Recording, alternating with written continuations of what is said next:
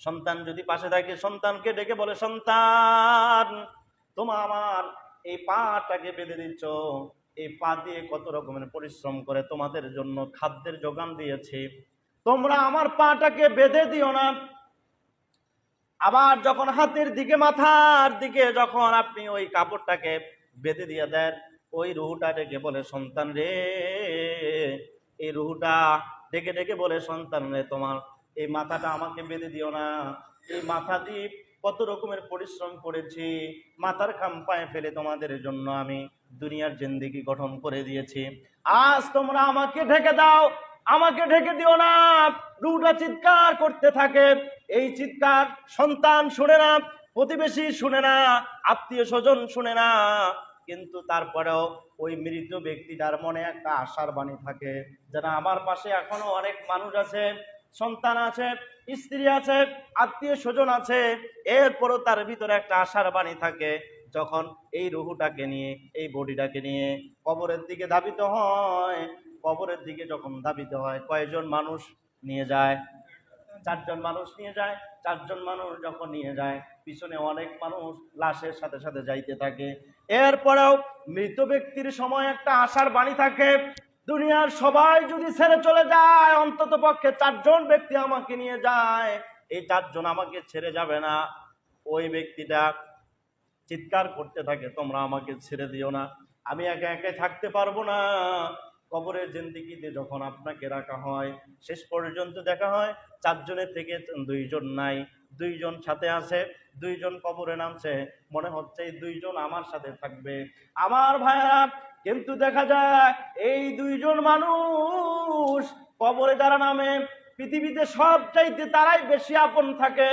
বাবার লাশের সাথে সন্তান নামে, অথবা আপন ভাই যদি থাকে সেটাও কিন্তু নামে, নামে কি নামে না? বাবার লাশের সাথে সন্তান নামে, ভাইয়ের লাশের সাথে ভাই নামে, মনে হচ্ছে দুনিয়ায় সবাই চলে গেল, 2 জন আমার সাথে আছে, 2 জন আমার সাথেই থাকবে।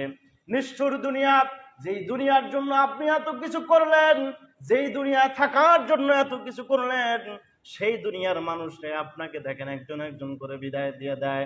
আপনাকে যখন লাশটা কবরের মধ্যে রাখে, চতুর্দিক থেকে যখন আপনাকে ঢেকে দেওয়া শুরু হয়, এই যে ঢুকে দেওয়া শুরু হয়ে গেল, আমার ভাইয়েরা, এক পর্যায়ে 2 জনের মধ্যে একজন লাফ দিয়ে চলে উঠে, লাফ দিয়ে যখন উপরে চলে আসে, আর একজন ব্যক্তি থাকে, মৃত ব্যক্তি চিৎকার করতে থাকে, আহারে দুনিয়ার সবাই আমাকে ছেড়ে চলে গেল, এই সন্তানদের জন্য, আত্মীয় স্বজনের জন্য কত কিনা করলাম, আজকে আমাকে একা রেখে সবাই চলে যায়।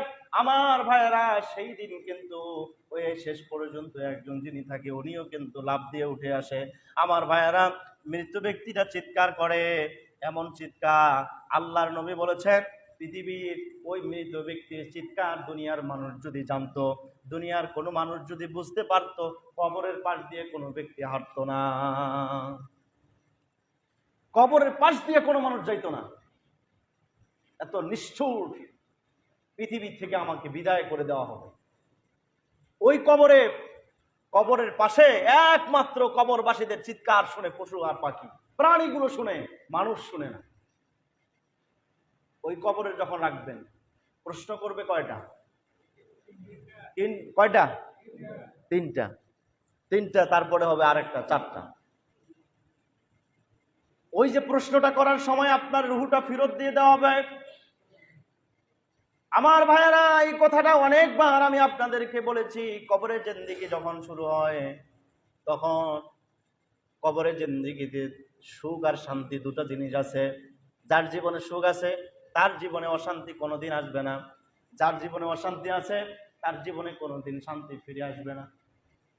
এই যে জিন্দেগিটা শুরু হলো, এই জন্য আল্লাহ তাআলা বলছে, দুনিয়ার মানুষেরা শোনো, তুরিদুনা আরাদাদ দুনিয়া, তোমরা দুনিয়া পেয়ে সন্তুষ্ট হয়ে গেছো, আর আমি তোমাদের জন্য আখিরাতের কল্যাণ চাই। আমার ভাইয়েরা, এই জন্য আমাদেরকে আখিরাতের কল্যাণ চাইতে হবে। কিসের কল্যাণ চাইতে হবে? আখিরাতের কল্যাণ যদি আপনি চান, তাহলে এই রুহুটাকে আবার খাবার দেওয়া লাগবে। রুহুটার খাবারটা কি বলেন তো দেখি? রুহুটার খাবার হচ্ছে তেলাওয়াতুল কোরআন। এই রুহুর খাবার হচ্ছে কোরআন তেলাওয়াত, 1 নম্বরের রুহের খাবার। এরপরে জিকির আজকার যা আছে সব কিছু হচ্ছে রুহের খাবার। প্রিয় উপস্থিতি, এরপরে দেখেন আমরা যখন সবাই চলে যাব, কবরে যাওয়ার পরে সবচাইতে ক্ষতিগ্রস্ত কারা? আল্লাহ তাআলা বলছে, কুল ইন্নাল খাসিরিনাল্লাযীনা খাসিরু আনফুসাহুম ওয়া আহলিহিম ইয়াওমাল কিয়ামাহ। পরকালে সবচাইতে ক্ষতিগ্রস্ত ওই ব্যক্তিরা হবে যারা দুনিয়ার মধ্যে নিজেও ক্ষতিগ্রস্ত, তার পরিবারকেও ক্ষতিগ্রস্ত করেছে। আমার ভাইয়ারা, নিজে ক্ষতিগ্রস্ত মানে কি? পরিবারকে ক্ষতিগ্রস্ত মানে কি? নিজে ক্ষতিগ্রস্ত আর পরিবার ক্ষতিগ্রস্ত মানে হচ্ছে নিজে আমি ইসলাম মানি নাই, নিজে আমি কোরআন মানি নাই, নিজেও মানি নাই, আমার পরিবারদেরকেও মানাই নাই। আমার পরিবারে যদি কোনো ব্যক্তি মানতেও চেয়েছে তারপর আমি সুযোগ সুবিধা দেই নাই, তার মানে আমার পরিবারটাও ক্ষতিগ্রস্ত হয়েছে, আমি নিজেও ক্ষতিগ্রস্ত হয়েছি। দুনিয়ার জীবনে এইভাবে আমি ইসলাম থেকে, ধর্ম থেকে, কোরআন থেকে দূরে থাকার কারণে আমি সবচাইতে বড় ক্ষতিগ্রস্ত হয়েছি। আমার ভাইয়েরা, সবচাইতে বেশি যখন ক্ষতিগ্রস্ত হয়ে যাব তখন আপনার আমার উপায়টা কি হবে? যেই জিন্দেগিতে আমরা যাচ্ছি এই জিন্দেগিটা সবার জন্য, শুধুমাত্র মুসলমানদের জন্য, হিন্দুদের জন্য নাই নাকি? খ্রিস্টানদের জন্য আছে কিনা? আমার ভাইয়েরা, এরপরে হচ্ছে মুসলমানদের মধ্যে কোয়ালিটি আছে, একজন হচ্ছে মুমিন আর একজন হচ্ছে মুনাফিক। মুমিন আর মুনাফিকের মধ্যেও কোয়ালিটি আছে। মুমিনটা হচ্ছে এরকম যারা ওই যে আল্লাহর পাওয়ার সাথে বান্দার চাওয়া যখন মিলে যায় ওরা হচ্ছে মুমিন। যারা আখিরাতের কল্যাণ চায়, আল্লাহ বান্দার জন্য আখিরাতের কল্যাণ চায়, ওরা হচ্ছে মুমিন। আর মুমিনের মধ্যে একটা অংশ হচ্ছে মুনাফিক। কি? মুনাফিক। প্রিয় ভাইয়েরা আমার, মুনাফিক যারা, তাদের কাছে কোরআনের মাহফিল ভালো লাগে না, কোরআনের আলোচনা ভালো লাগে না, নামাজ ভালো লাগে না, ধর্মকর্ম ভালো লাগে না, ওদের কাছে গান, আনন্দ, ফুর্তি এগুলো ভালো লাগে, আছে না?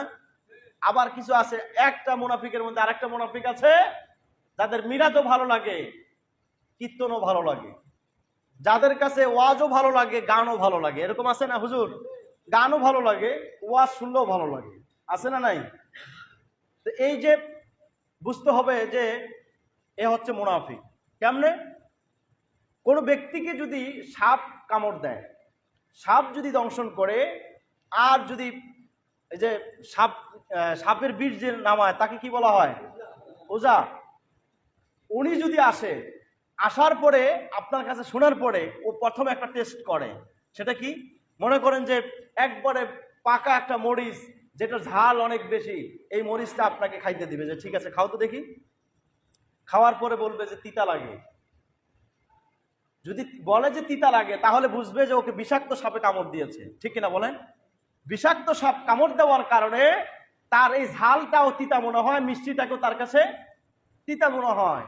আর যদি বিষাক্ত সাপ না হয় তাহলে দেখবেন ওই ব্যক্তি তিতাটাকে তিতাই বলবে, ঝালটাকে ঝালই বলবে। তখন ওজা চিন্তা করবে যে একে খুব বিষাক্ত সাপ কামড় দেয় নাই, তখন খুব সহজে তাকে বিষটা নামানো যায়। আর যদি ঝালটাকেও তিতা বলে, মিষ্টিটাকেও তিতা বলে, তাহলে বুঝতে হবে যে রক্তের সাথে বিষাক্ত সাপের বিষ মিশে গেছে। এই জন্য এখন ঝালটাকে ঝাল বলতে পারে না, তিতাটাকে তিতাও বলতে পারে না, মিঠাটাকে মিঠাও বলতে পারে না। ওরকম ভাবে এই মানুষের সাথে, ইমানদারের সাথে সবচাইতে বড় বিষাক্ত সাপ হচ্ছে শয়তান। বিষাক্ত সাপের নাম কি? শয়তান। শয়তান যদি কোনো মানুষকে দংশন করে, ওর কাছে গানও ভালো লাগে, ওর কাছে ওয়াজও ভালো লাগে। শয়তান যদি কোনো ব্যক্তিকে দংশন করে, ওর কাছে মসজিদে আসাও ভালো লাগে, মন্দিরে যাওয়াও ভালো লাগে, ঠিক কিনা বলেন? এগুলোর থেকে দূরে আসতে হবে প্রিয় ভাইয়েরা আমার। এই রোগ যদি কারো থাকে তাহলে দূর হতে হবে, দূর করতে হবে। আসুন আমরা পরকালের জিন্দেগি গঠন করব। পরকালের শাস্তির ব্যাপারে আমরা কথা বলি নাই, আমরা চেষ্টা করবো আগামী জুমাতে আমরা পরকালের শাস্তির বিষয়ে কথা বলবো। শুধুমাত্র আমরা মৃত্যুর আগে যে পরকালের প্রস্তুতি নিতে হবে এই বিষয়ে আজকে সংক্ষিপ্তভাবে কথা বলেছি। আল্লাহ তাআলা আমাদেরকে মৃত্যুর প্রস্তুতি, পরকালের প্রস্তুতি নেওয়ার তৌফিক দান করুন। আমরা সকলে বলি আল্লাহুম্মা আমিন।